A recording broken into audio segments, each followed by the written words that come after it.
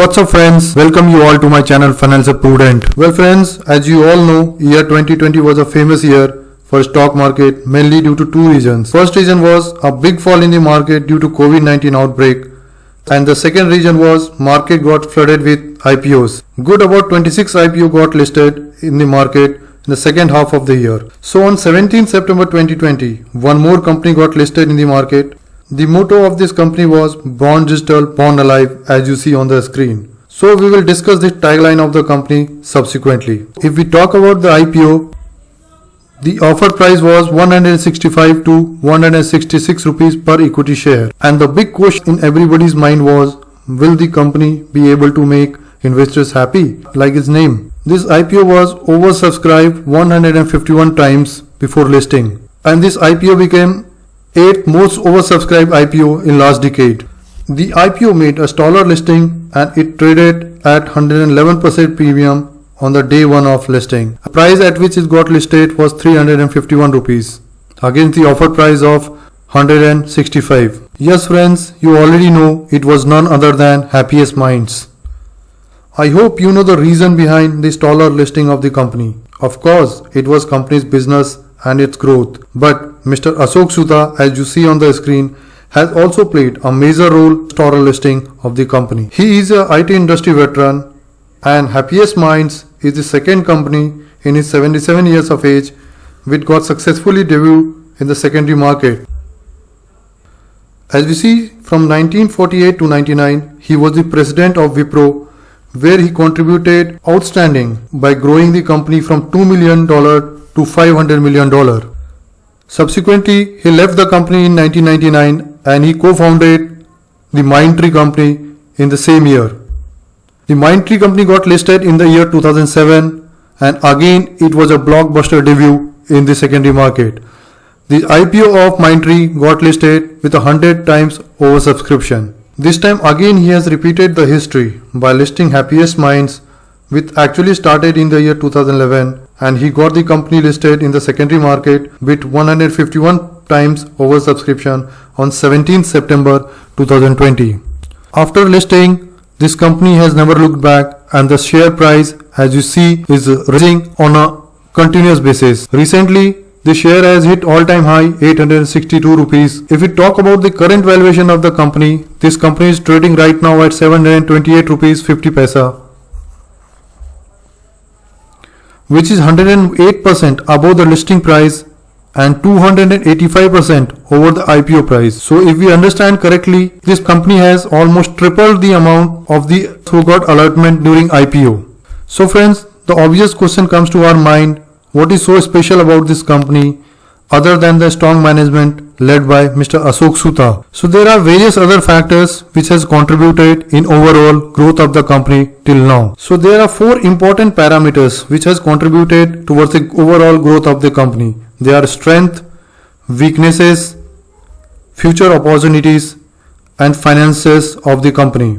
So we will talk about each one of them one by one. First, talking about strength. One strength I have already mentioned earlier, the strong corporate governance led by strong leader and staunch workforce. However, the other factors which are contributing towards the growth of the company is the revenue. Talking about the revenue of the company, the 44% of the total business of the company comes from the digital business. 20% of the revenue of the company comes from SaaS. SaaS stands for Software as a Services. 9.1% of the revenue, which is the third major contribution, comes from security. Then IoT followed by others. So as we see, the major portion of the business of the company coming from the digital sector. For IT company, having 44% share coming from the digital sector is the strong point for any IT company. So talking about geographical presence of the company, 68.4% of the company business is present in America, 11.6% is in Europe, 11.7% is in India, and leftover 8.4% is ROW. ROW stands for rest of the world. So talking about business segment oblique verticals of the company, if we see from the chart, 24.1% of the business basically into education technology. The second contributor is 14.8% BFSI. So those who don't know, BFSI stands for Banking, Financial Services and Insurance. The third major contributor, 14%, is TME. So TME stands for Transformation, Manage and Exchange Business, followed by other businesses. So there are strengths of the company, so there are also associated weaknesses of the company. The first major weaknesses which is seen is age profile of incumbent executive chairman and founder Mr. Ashok Soota. He has already attained 77 years of age now. Few years down the line he has to look for his suitable successor. That is again a major challenge. So second major problem which I see in the company is the revenue contribution. As we see, top 1 client of the company contributes 13.8% of revenue. Top 5% of the client contribute 31.4% of the revenue. Top 10% client, if we talk, they contribute 46% of the revenue. And top 20 client of the company contribute 62.5% of the revenue.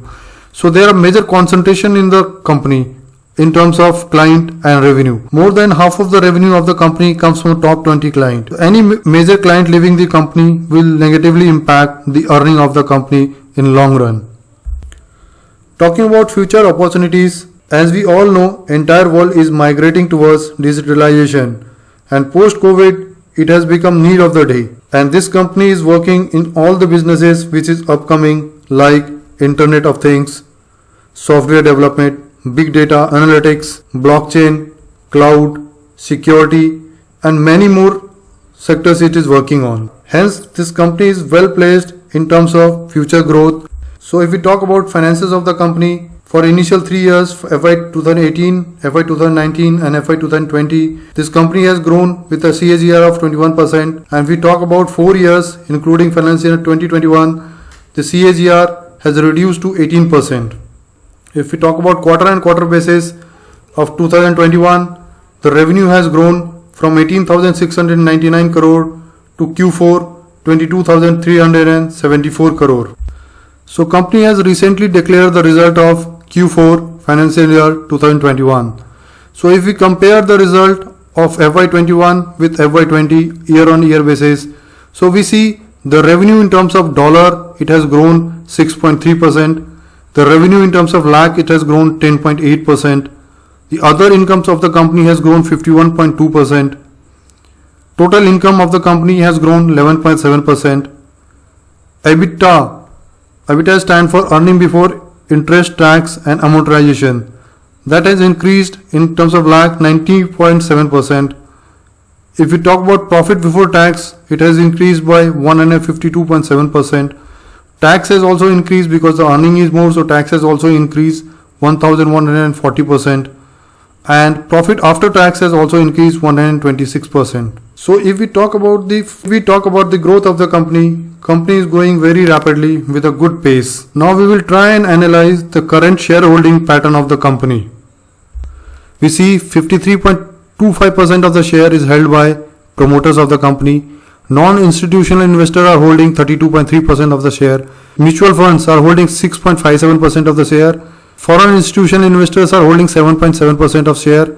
And domestic institutional investors are holding 0.81% of the share.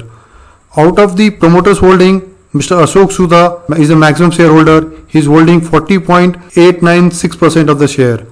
There is no place to promoter holding problem in this company, so that's a good sign, which is generally IT company doesn't have pros to promoter holding. If we compare the current holding pattern with the previous year holding patterns, so we see FII has offloaded the stake 0.44%. However, the same amount of stake has been increased by mutual funds. DII has also increased the stake in the company. For understanding the current valuation of the company, I have brought you to BSE website. Here we can see the market capitalization of the company presently is 10,702.68 crore, which is a mid-cap company. PE is not given over here. PV is 19.58, which is quite on a higher side. Return on equity seems to be quite good, is 20.70. To conclude this, Happiest Mind looks fundamentally very strong company. I will suggest you to look for buying opportunity in this company for a long-term prospect. But I will still suggest you to consult your financial advisor before buying share in this company. Thank you very much for your kind hearing and valuable time. If you find this video to be informative, please like and subscribe my channel. Jai Hind.